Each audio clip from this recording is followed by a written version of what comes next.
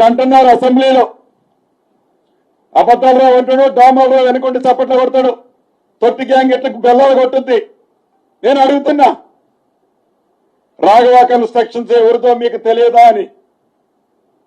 Raghava constructions Telangana ప్రజలకు తెలుసో లేదో కానీ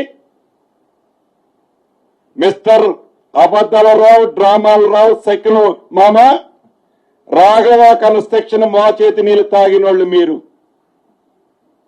రాఘవ కన్స్ట్రక్షన్స్ ఎవరిదో? రాఘవ కన్స్ట్రక్షన్స్ మా చేతి నీళ్ళు తాగినోళ్ళు మీరు. ఎవరిదో ప్రజలకు తెలుసో లేదో కానీ ఈ అబద్ధాలరావుకి, డ్రామాలరావుకి బాగా తెలుసు. అంతేకాదు, మాయ మాటలు చెప్పి పడిపట్టడం, నన్ను నీ పార్టీలోకి తీసుకొచ్చి గొంతు కోసిన తర్వాత నీ పార్టీకి ఇదే రాఘవ కన్స్ట్రక్షన్స్ నుంచి అఫీషియల్ గా వైట్ గా ₹1 కోటి ఇచ్చామన్న సంగతి మర్చిపోయావా అబద్ధాల్లో? అప్పుడే పెన్నింటి వాసాలు లెక్క పెడుతున్నారా డ్రామాల్లో? మోచేతి నీళ్ళంటే ₹1 కోటి కాదు. ఈ మోచేతి నీళ్ళ స్టోరీ ఏంటో మీ అంతరాత్మకు తెలుసు. అంతేకాదు, గౌరవ ముఖ్యమంత్రి గారు శాసనసభ సమావేశాల్లో డైరెక్ట్ గా చెప్పారు,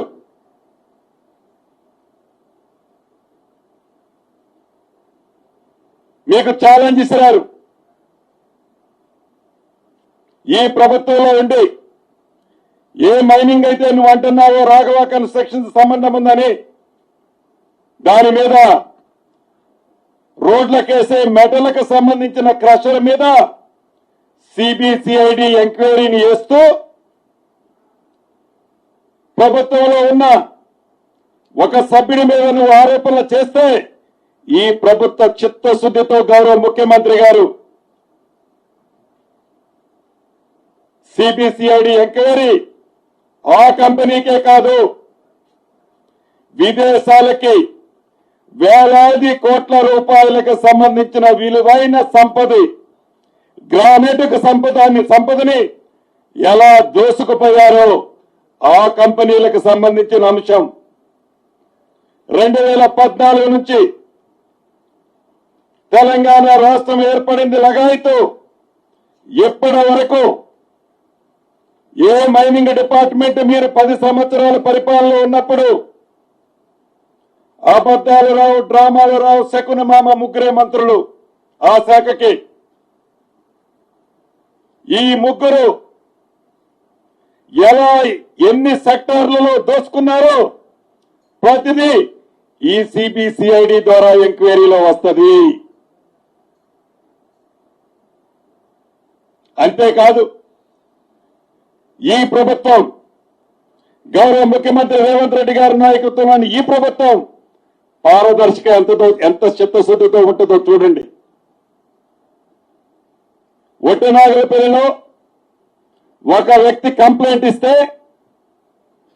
ఆ కంప్లైంట్ ఎవరి పేరైతే దాంట్లో రాశారో దాన్ని కూడా ప్రభుత్వంలో ఉన్న మీలాగా వాళ్ళ పేర్లు తీసేలా ఎఫ్ఐఆర్ చేసింది ఈ ప్రభుత్వం.